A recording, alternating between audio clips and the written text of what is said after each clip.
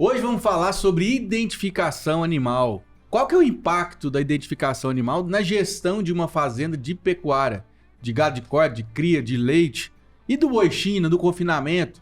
Como é que você faz a gestão, as suas anotações zootécnicas?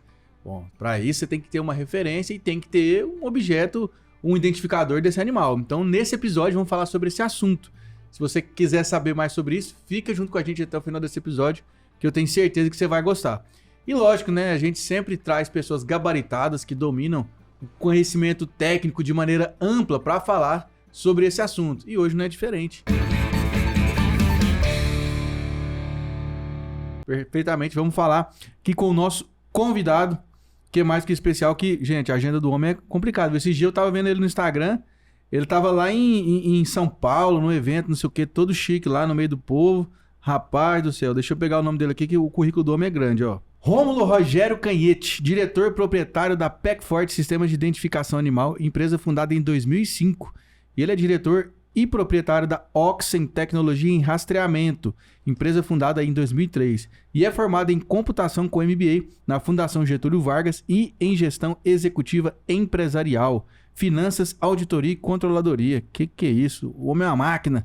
Seja bem-vindo, Rômulo. Muito obrigado, Pedro. Tamo junto. Estamos aí para poder somar e contribuir nesse podcast com o amigo produtor rural para falar de um tema muito importante, de grande relevância no mercado da pecuária, né, que exige aí uma tecnificação e uma qualificação dos atores que estão ali envolvidos, estão operando, né?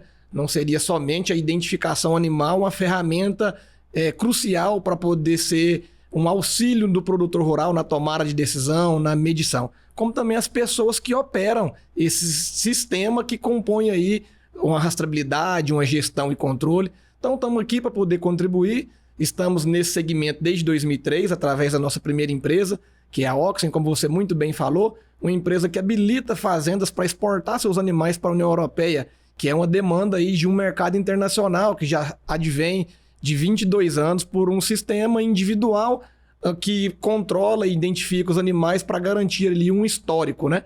E temos a Peckforte, que é a empresa exatamente que fornece os identificadores e todos os demais implementos de aplicadores, bastão, caneta, chip eletrônico, para compor esse sistema de identificação animal. Perfeito, mas vou começar esse podcast te fazendo uma pergunta, Rômulo. Nós estamos em 2024. O Elon Musk já fez foguete que volta de ré. Já estamos querendo ir para Marte. Inteligência artificial já está aí dominando o mercado. Ainda tem pecuarista que não usa identificação individual em rebanho? Sim, temos muitos pecuaristas ainda que não usam identificação. Alguns ainda fazem a marca-fogo para controlar ali um animal numerado, porque existe uma grande diferença de você identificar individualmente, de você colocar uma marca-fogo vamos genérica de um lote, né? Aonde você vai identificar ali a posse do animal, onde cada um faz ali um formato, faz um boizinho, coloca a sigla das iniciais, aquilo ali é uma marca a fogo, digamos que para garantir propriedade daquele animal que às vezes desaparece, vai num vizinho. Então essa é uma identificação diferente da individual, né? Alguns usam também a marca-fogo para ser uma identificação individual e numérica, mas a grande dificuldade está que no passar do tempo essa marca ela borra, o cabelo ali cresce e cicatriza e o índice de erro durante a leitura ela é muito alta. E nós estamos hoje falando de uma pecuária de precisão, aonde é muito importante a gente ter dados, ter números assertivos para o produtor potencializar a sua lucratividade e se manter na atividade. Porque hoje a gente percebe que esses que não estão assim, digamos, tão profissionais e não estão se adequando a essa necessidade, infelizmente, eles vão ali deixar de existir no delongo do tempo, né? O mercadão deu uma sacudida, né, dos tempos para cá, né? A pecuária agora tá começando a dar uma reagidinha, né, pra cima, positiva, mas sim, foi um período aí que separou muito o homem dos homens dos meninos aí, né? Exatamente. E aí acredito que quem não tem essa gestão inteligente e de precisão do rebanho passou maus bocados. Porque, vamos lá, vamos pegar no fim da linha que interessa, né? É o quê?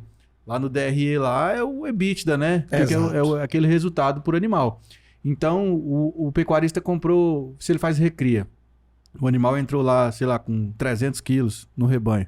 Sim. Como é que ele vai saber qual foi o peso que esse animal ganhou ao longo da engorda lá que ele fez na fazenda dele, qual foi o resultado apurado financeiro, se ele não tem um identificador individual do animal, né? Exatamente. E aí a gente pode ir dificultando e ampliando ainda mais essa preocupação que você acabou de colocar. Imagina aquele produtor rural que ele compra, que tem um rebanho aí de 1.000, 2.000 cabeças subindo, que para ele formar esse plantel para recria dele, engorda e terminação, ele vai adquirir esse animal ali de 10, 15 produtores distintos. Perfeito. Como ele vai conseguir medir, sendo que são animais que vão estar ali com 15 marcas diferentes, como ele vai conseguir medir qual animal entrega um bom desempenho para ele? Quem forneceu o melhor animal para ele? Quem forneceu o melhor animal para ele, sendo que ele vai tratar ali todo mundo num coletivo.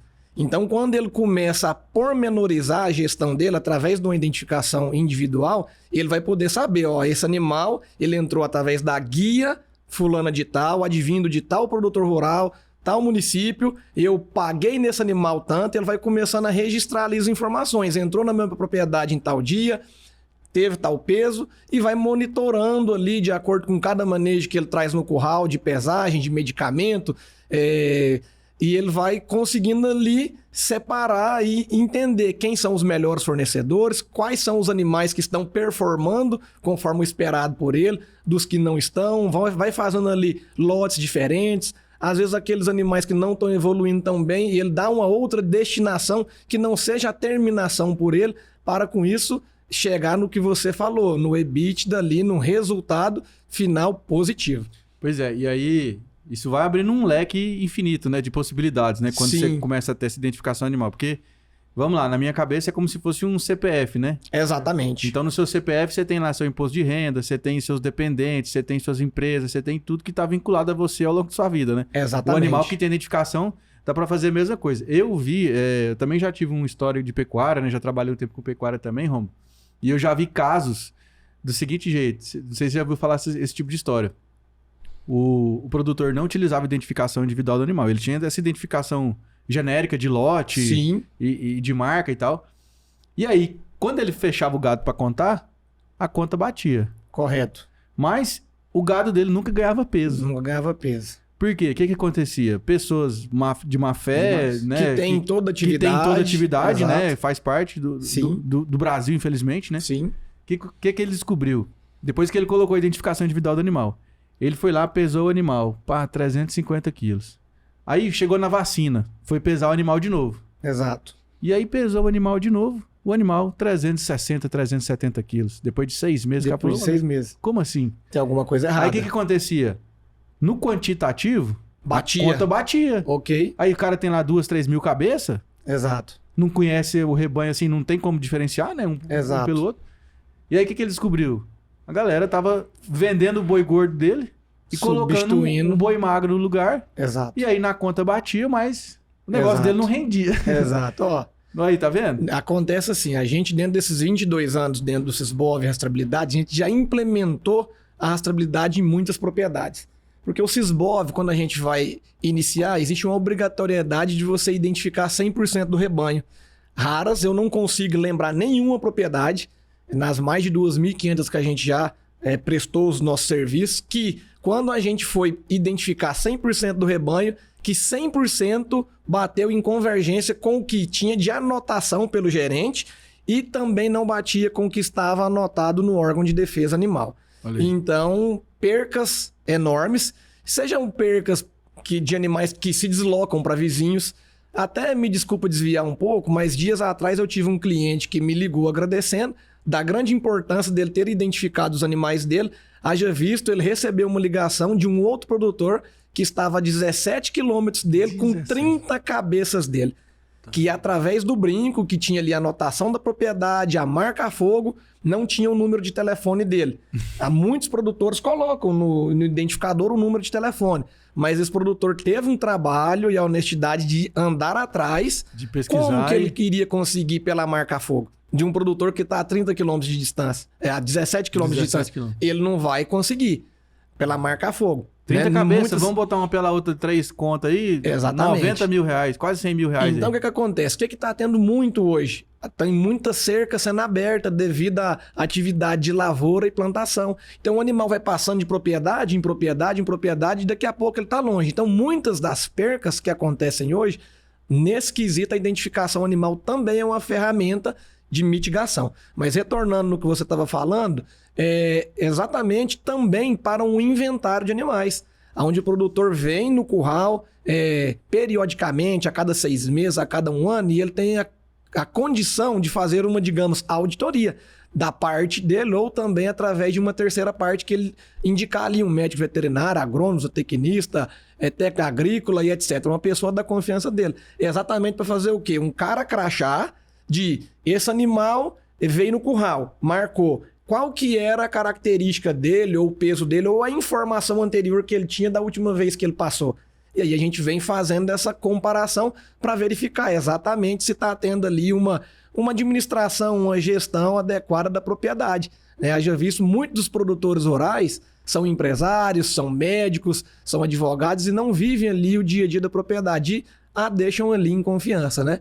Então, a ferramenta de identificação pode auxiliar muito, não só o produtor nesse sentido, como também quem está ali trabalhando, porque pode dar para ele uma segurança de não gerar dúvidas sobre o trabalho dele, não é verdade? Perfeito. Quando ele receber, às vezes, um novo gerente, um novo gestor da propriedade, quando ele vai receber a propriedade, ele pode ir ali fazer uma contabilidade.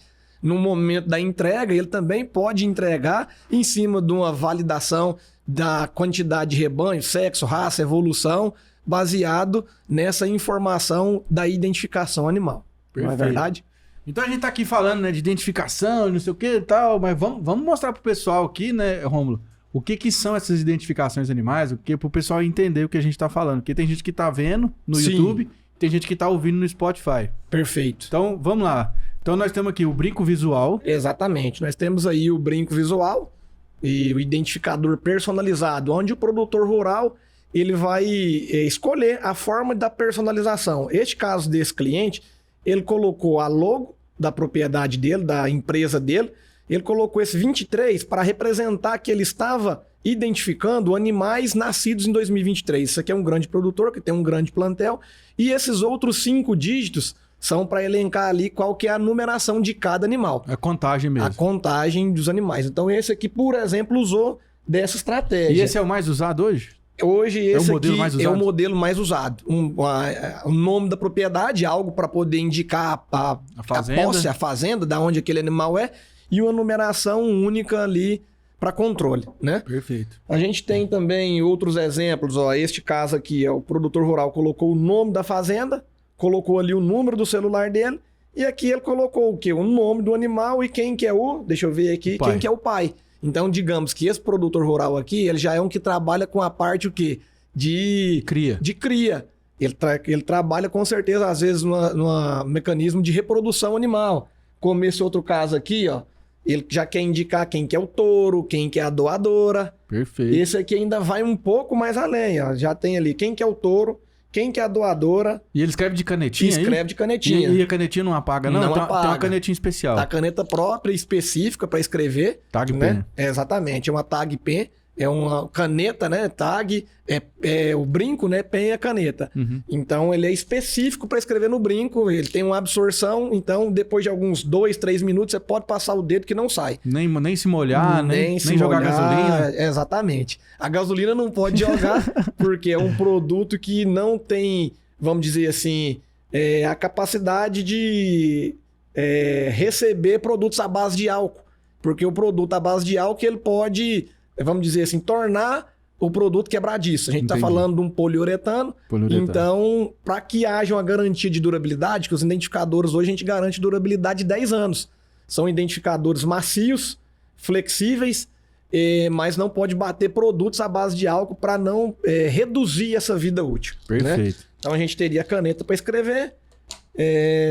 Tem um outro detalhe também, que são tamanhos. Esse aqui é um tamanho mediano, se a gente comparar com esse outro tamanho... Esse aí serviria, por exemplo, para um carneiro também? Ou... Não, esse aqui, vamos falar que a turma gosta de colocar muito no bezerro. No bezerro. No animal mais novinho, mais jovem, porque ele é um identificador mais leve. Acho que carneiro também põe no pescoço, Carneiro, né? O pessoal usa pôr no pescoço, mas existe um outro tamanho mais específico para carneiro, que é esse tamanho aqui. Perfeito. Né? Então a gente hoje tem 5 tamanhos de brincos identificadores.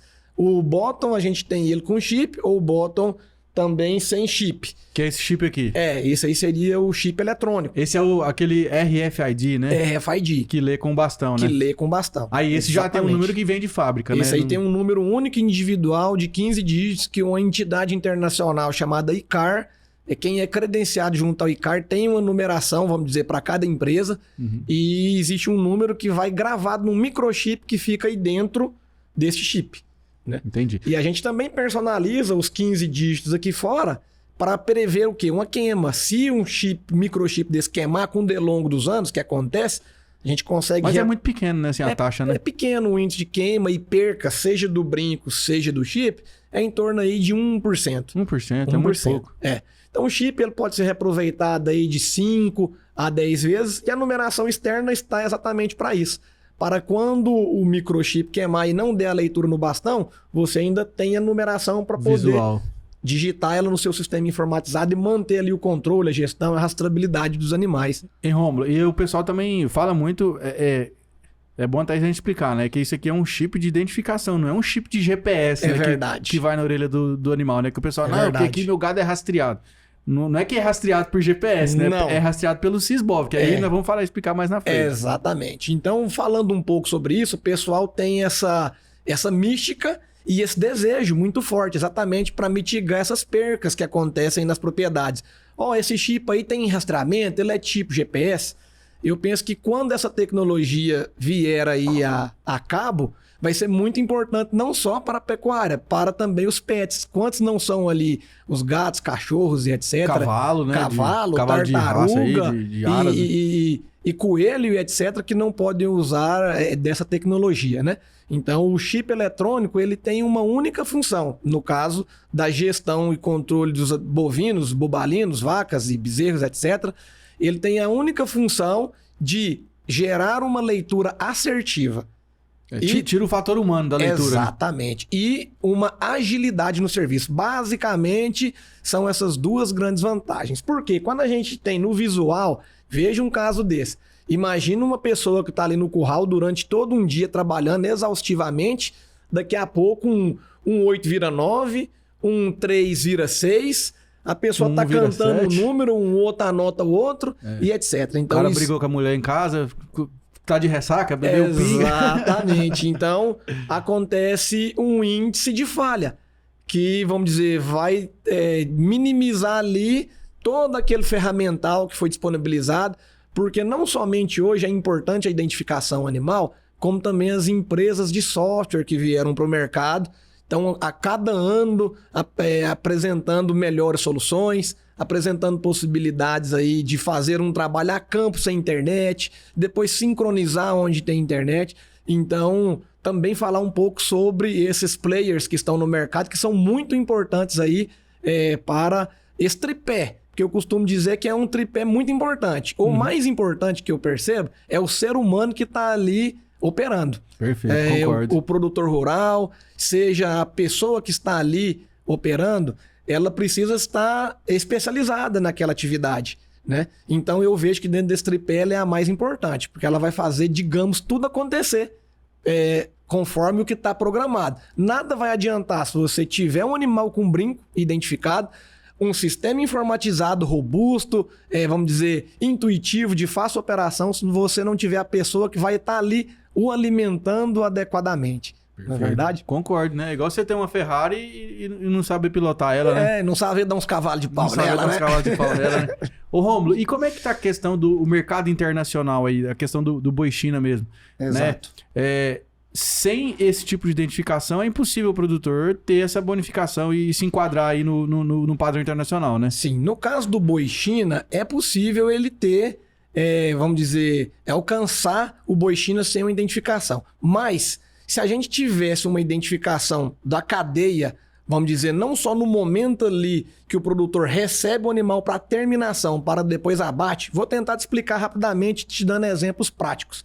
Vamos imaginar um confinamento aí de 3.000 cabeças, 20 currais de 150 cabeças. Pronto. Esse produtor rural vai estar adquirindo animais de terceiros, ou às vezes esses animais já vieram de uma outra propriedade dele que veio de terceiros. E ele não conhece ali adequadamente a data, ou pelo menos o mês de nascimento daquele animal. O que é que normalmente alguns dos confinadores e até outros produtores que não são confinadores fazem? Eles abrem a boca de 100% dos animais quando eles vão entrar em confinamento. Exatamente para avaliar se o animal está numa dentição que vai estar adequada à demanda do mercado chinês. Então vamos lá. Esse animal não tem identificação, não tem um histórico de idade. O que é que o produtor rural e o mercado chinês demanda? Que o animal tem que ser abatido com até 30 meses de idade e 4 dentes permanentes.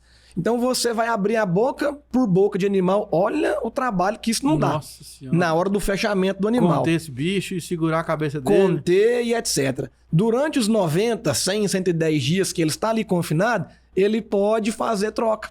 Se ele fizer uma troca, quando chegar lá no frigorífico, ele não vai ser classificado.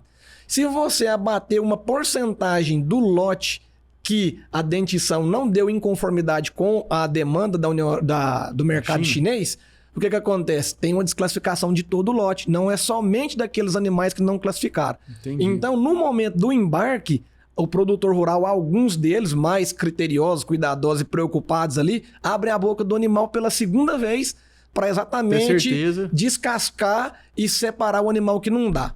Beleza, olha só o tamanho dessa dificuldade. Agora vamos lá, vamos imaginar uma cadeia produtiva aonde esse animal já veio para esse, digamos, confinador ou para essa propriedade que terminou por um período e depois veio para o confinamento. E a gente já tivesse a certeza que esse animal que entrou no confinamento, lá na propriedade do Pedro, você identificou esse animal ali ao nascimento, com 1 mês ou até com antes da desmama ou 10 meses. A gente vem com esse animal identificado, ele sai do nosso amigo, vem ali para a fazenda do Helder, a informação está sendo mantida em um sistema informatizado e garantindo a evolução de idade. Aí ele saiu da propriedade do Helder, veio para a propriedade do Rômulo para ser terminado. Vamos dizer que o Rômulo pode perguntar para o Helder: Helder, como que está a idade dos seus animais que eu estou comprando? Me fornece um relatório. Se os seus animais estiverem todos com... Vamos dizer, eu vou estar terminando ali no meu confinamento com 100 dias. Então eu vou ter que comprar animais que tiverem com 26 meses para baixo.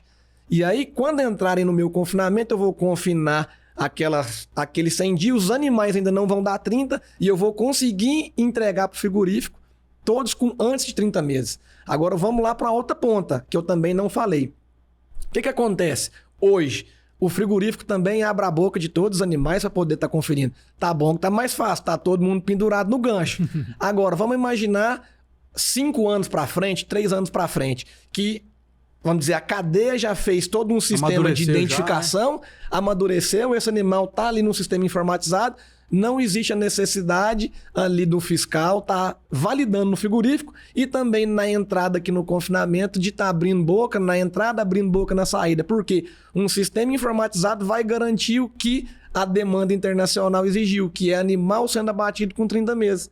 O animal veio durante anos identificado e ali sistemicamente foi possível validar. Esse passa, esse não passa. Veja ali o quanto a identificação animal pode facilitar nesse quesito, além de vários outros aí no delongo desse histórico desse animal aí até o abate dele, não é verdade? Acho que você falando aí, deu pra ter uma noção, né, do que vem pela frente, que eu acho que isso vai tornar meio que uma obrigação do produtor ter essa rastreabilidade aí, né? Digamos, né? Porque...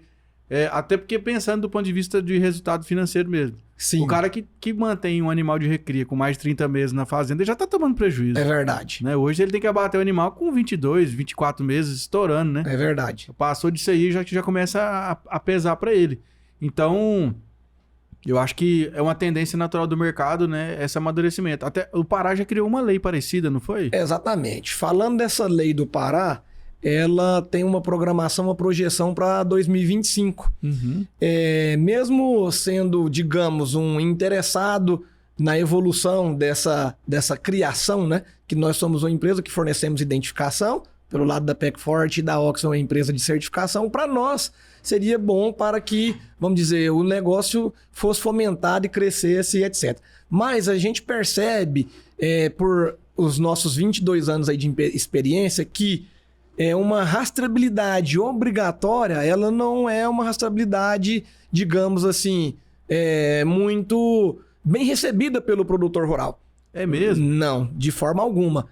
Porque assim, de certa forma, ele muda a rotina da fazenda, né? Eu acho que talvez por isso, né? São várias variáveis, né? A gente tem várias realidades, várias propriedades de vários sentidos. E a gente percebe que no Pará em específico existem outros desafios, né? A gente tem lá a questão fundiária de muitas propriedades ainda que não estão regularizadas. E aí, como que vai ficar essa situação? Ah, não, mas também nós não podemos nivelar por baixo, esperando que toda regularização seja feita para que todos a gente implemente um sistema desse que vai dar uma melhor visibilidade para os animais lá daquela região.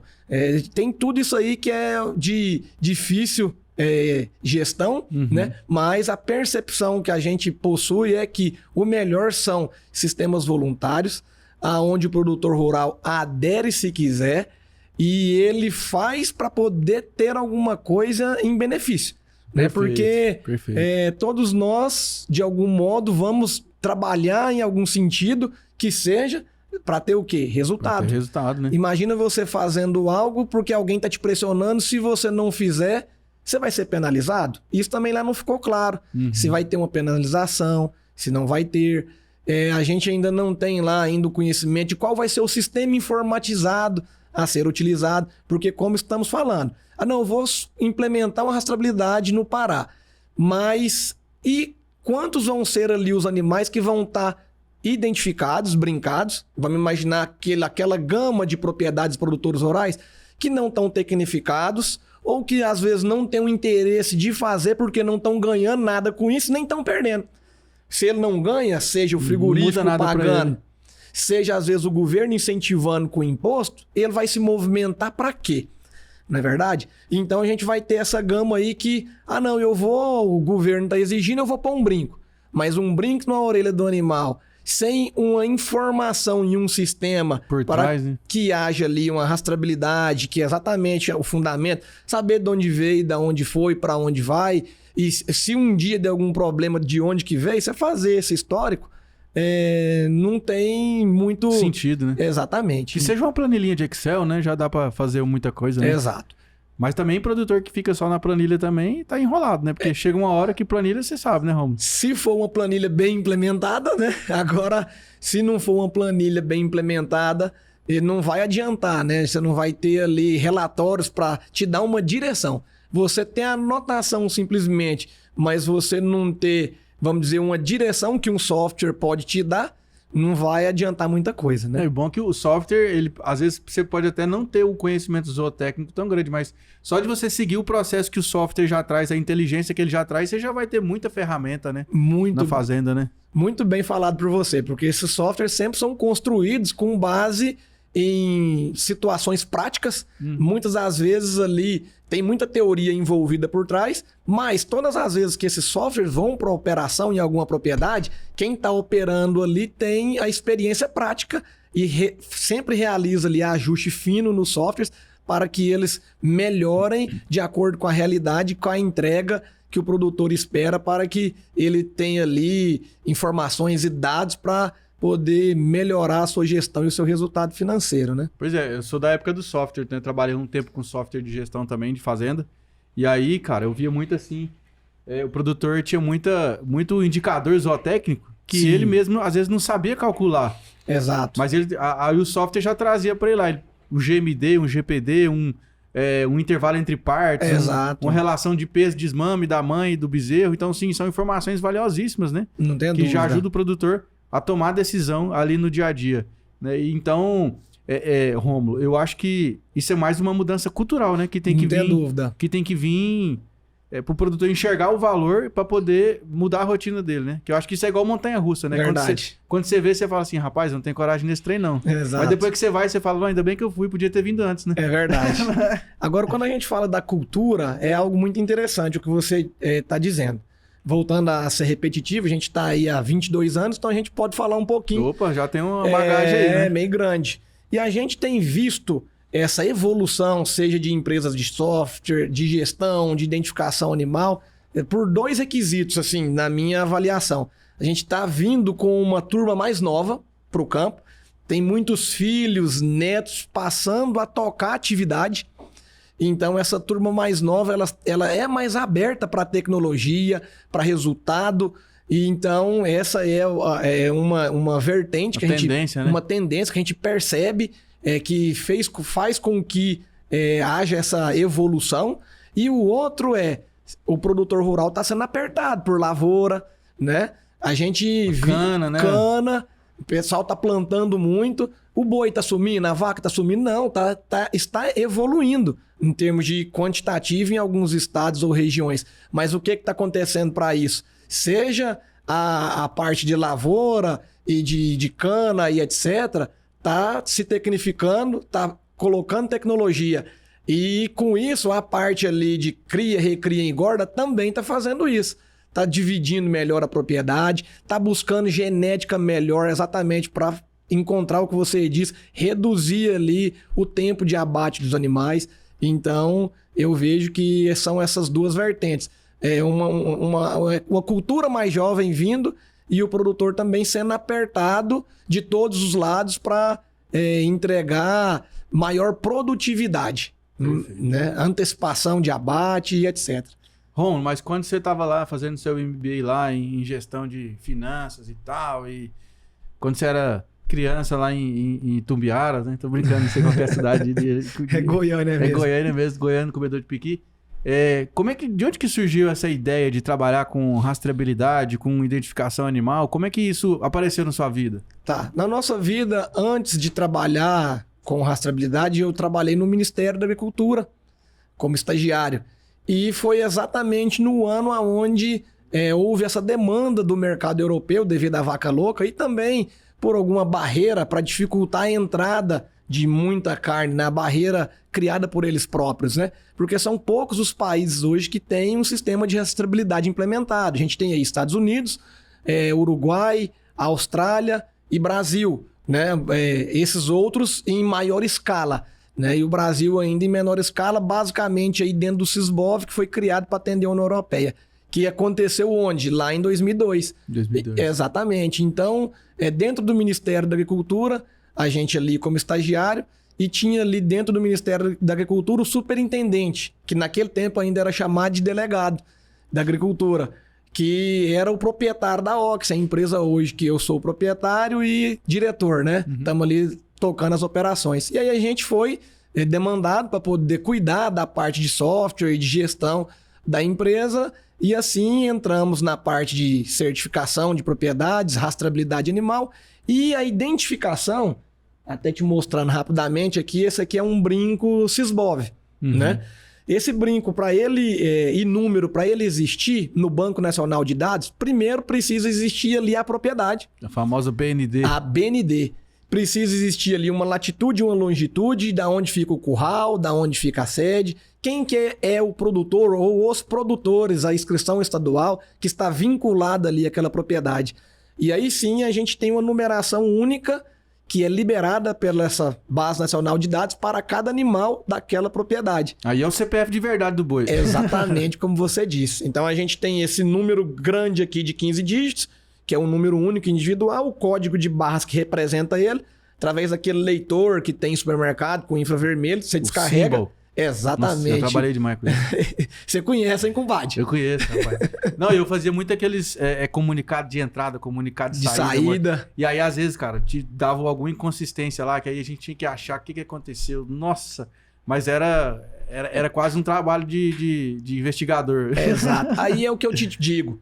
E você é um jovem, sem dúvida, com cabeça boa, com vontade, com disponibilidade, com disposição. No tempo que às vezes você fazia para você ou para, às vezes, algum familiar, toda essa gestão, vocês faziam porque o frigorífico estava te remunerando. Tava pagando. Tava na pagando época era a premiação. R$12. Por arroba. Isso era em 2000 e... 2013, 2014. Exatamente. Que assim, acho que foi o auge do Sisbov, né? Exatamente. Era 12, 13 reais por arroba por animal. Exatamente. Então assim, um animal de 20 arrobas você mordia lá... 260 reais a mais. A mais. Aí no volume de 1.000 cabeças... Então valia a pena demais. todo o seu esforço, todo o seu investimento ali, estrutura, e etc, né? e etc. Agora imagina, como a gente estava falando do caso do Pará, se você não tiver incentivo nenhum.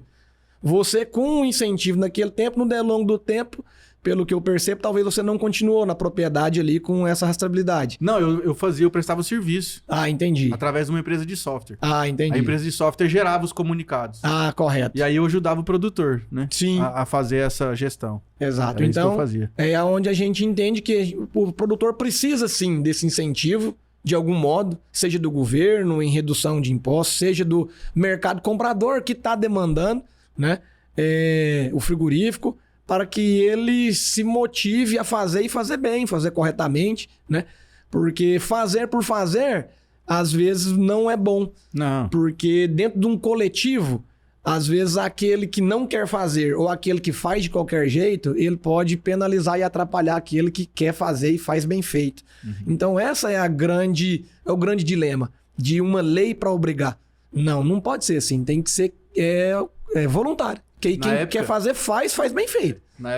Nessa época aí, ainda tinha também era parecido com o Boi China, que é a Cota Hilton. Cota Hilton. Ainda tem Cota Hilton. Ainda tem Cota Hilton em menor escala. Bem menor, né? Bem menor, né? Exato. Que são os animais que têm que obter uma rastreabilidade, uma informação na BND com até 10 meses de idade e tem que ser abatido em algumas plantas com até 24 meses e em outras com até 30 meses. Isso. Aí tinha um bônus diferente tem também. Tem um bônus, dobrava esse bônus. Então, se ele era 12 por arroba e ganhava mais 12 por essa chamada aí Cota Hilton. Cota Hilton. Né? Exatamente. E o que você vê o futuro desse mercado aí, Rômulo, na sua visão? Assim, você acha que isso vai evoluir naturalmente para ser um projeto de lei, para ser um negócio assim... Porque no Uruguai já né? Já é meio que obrigatório, né? Se eu não me engano. Exatamente. O Uruguai, a gente tem muita referência falada aqui exatamente sobre o Uruguai e sobre Santa Catarina. Santa Catarina. Exato, mas a gente tem uma dificuldade em comparar isso com o tamanho de outros estados brasileiros e com a peculiaridade e os pormenores que existem ali em outros estados, né? Quando a gente fala de futuro, hoje a gente está ouvindo falar muito e sendo demandado com prazos a serem cumpridos pelo mercado internacional em outros requisitos, que seria o produtor rural que está abatendo o animal, vamos dizer, o Rômulo hoje está terminando o animal dele. Hoje ele vai ter que garantir os chamados indiretos. Você sabe o que são os indiretos? Os indiretos são os que fornecem para o Rômulo.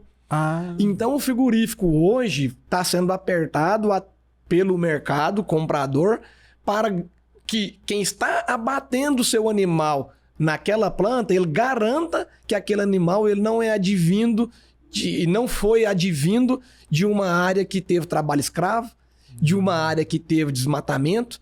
Então o Rômulo hoje está sendo pressionado para no amanhã garantir que esse animal que ele está entregando não passou durante o seu processo na cadeia até o abate em propriedades que não cumpram com esses requisitos. Então esse será o novo grande desafio aí que está sendo falado e demandado tão logo à frente. Mas isso aí também já está chegando na soja também. Exatamente. No milho, a gente conversou aqui com advogados, o pessoal falando aqui sobre a parte até dos créditos de carbono, de certificação orgânica, várias certificações que vai ter esse lance aí também de se a fazenda tem algum embargo ambiental, se tem qualquer tipo de problema, né? Exatamente. Rômulo, brigadão pela sua participação. Já deu pra ver aqui que você ficaria horas aqui falando sobre esse assunto aqui. A gente tem, é um assunto muito abrangente, né? Muito. É um tema bem interessante, relevante e que, vamos dizer assim, agrega muito valor para o produtor rural. Demais. Não é verdade? E aí a gente... É isso. Ficou algum assunto, alguma coisa que você queria falar? A gente não falou? A gente poderia falar aqui rapidamente sobre o chip eletrônico. O chip. Né? Fazer uma demonstração rápida, como a gente estava dizendo. Boa. No visual, a gente tem ali o produtor rural, alguém que está no curral, tendo que cantar uma numeração. Né? Então pode incorrer ali em erro e o manejo para uma escala maior de animais pode ficar, digamos que demorada, né? Porque você tem que estar cantando, animal baixa a cabeça. 600 animais no dia, hein? Pensa. 600 animais no dia, levanta, olha, canta e etc. Com o chip eletrônico, você vem com o bastão, Aí. né? Você faz um escaneamento e automaticamente essa numeração cai pro bastão. Qual a distância que ele lê o chip do animal? 20 a 30 centímetros. Então, quando teve o animal no brete ali, já... Conteve o animal no brete, você aproximou o bastão, o número único individual que está no microchip descarrega pro bastão. O bastão tem um Bluetooth, que se tiver emparelhado com um notebook, com um celular... No aplicativo, no um aplicativo software. de um software, numa balança, a numeração automaticamente lida, ela é ali descarregada, dando o quê? Agilidade ao trabalho e uma assertividade na leitura. Um segundo aí. né? Exatamente. E aí não tem erro de digitação, não tem erro de... digitação. O cara não cantou errado lá no curral. Exatamente. O que vale um bastão desse hoje, Romulo? Hoje um bastão desse, ele tá aí estimado em R$4.500, R$5.000. E o chip eletrônico, ele vai variar aí em torno de R$6 a R$7, conforme ali uma quantidade. Volume. Exato. E também a tecnologia ali embarcada, né? Porque o chip de baixa frequência, RFID, como você muito bem falou, a gente tem LFDX, que é uma tecnologia que dá essa distância de 20, 30 centímetros, e tem um HDX, que é uma tecnologia um pouco superior, que aumenta um pouco essa distância. Entendi. Né? É bem resistente mesmo o bastão. É resistente. É feito pra aguentar o cacete, né? Exatamente, para poder ser usado no local dele, que é no curral, onde o sistema é bruto. E pode molhar. Pode molhar, ele é, digamos que blindado, né? Não tem nenhum tipo de entrada que possa permitir entrar água e etc, né? Cara, ele não tem nem fio mesmo, ó. Exatamente. Emparelhou no Bluetooth ali e acabou. Já Exatamente. Tem uma bateria aqui dentro, deve ser carregada. Exatamente. Né? É de bateria de lítio, uma bateria com durabilidade aí de 5 anos. Então é um produto durável, pode trocar e etc. E né? uma carga de bateria dá para trabalhar quanto tempo nele, mais ou menos? A gente trabalha com a carga de bateria aí na casa de, acho que em torno de mais de 70 horas Nossa, e etc. Então dá pro cara passar uma vacina inteira. Bastante. Tocando com uma carga só, né? Porque também é só ler o bastão, né? Só ler o chip, né? Exatamente. E aqui é um... Esse é o chamado extrator, né? Extrator. Então, digamos que o animal, quando sai da propriedade com chip, o chip ele pode ser reaproveitável. Você tem o pino fixador, você passa atrás da orelha do animal e tira para você reutilizar ele novamente, né? Perfeito. Então, esse extrator serve para isso. E ele pode ser reutilizado por 10 vezes. Pode ser reutilizado por 5 a 8 vezes. Então vou botar ele a 5 vezes aqui, ó. Vamos dividir aqui por R$7, porque aí a gente chega no preço real dele, ó. Exato. Então se ele é R$7 dividido por 5 vezes, ele sai a R$1,40, então, Exatamente. pro produtor, cada Exatamente. animal. É um desembolso maior no começo, mas que ué. se dilui no longo do prazo. Se jogar isso aqui num custo de produção aqui, não é nada. Não é nada. É barato demais. E a gente tem uma outra ferramenta importante, interessante para te apresentar aqui também, porque durante todo esse processo de identificação animal, com chips, identificadores personalizados ali, aqueles identificadores também para prevenir mosca, acontece muito de rasgar a orelha. Se você já deve ter rasgado ou já deve ter visto rasgar. Prende no arame, etc. Boi briga um com o outro. Exato. Então a gente, durante o processo de identificação, a gente tem esse aplicador que ele tem uma agulha que se movimenta. Então, se o animal puxar a cabeça durante a aplicação, o que acontece com aqueles aplicadores que tem um pino fixo, a orelha do animal rasga. Uma orelha rasgada, por consequência, o animal vai bichar, o animal vai deixar de performar. Infeccionar. O colaborador da propriedade, em vez de estar cuidando de outras atividades, está cuidando do animal ali que está bichado, está com a orelha rasgada.